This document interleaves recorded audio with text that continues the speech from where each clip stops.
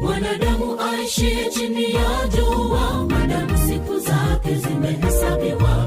Ni miaka takribani 70 na akizidisha ni ya shida na ya uchungu. Ni bahati